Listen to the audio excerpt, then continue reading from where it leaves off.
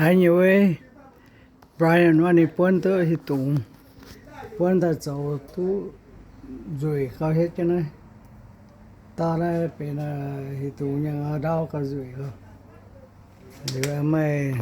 แย่เนี่ยถ้ามันตาแย่มันตาอย่าแล้วว่าคนตานะเปียชาหน่อยปุ้งปากกระเดียแต่ชาหนูฝนนะฝนกว่าตีปวดชาอย่าปุ้งปวดชา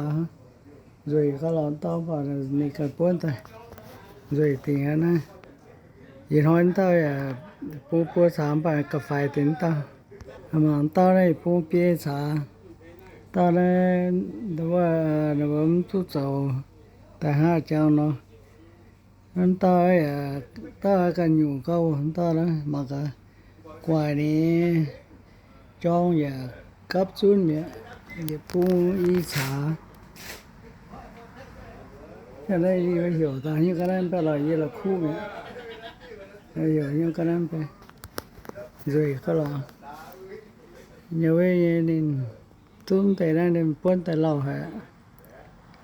lại chi ô lại chi cái gì tay mà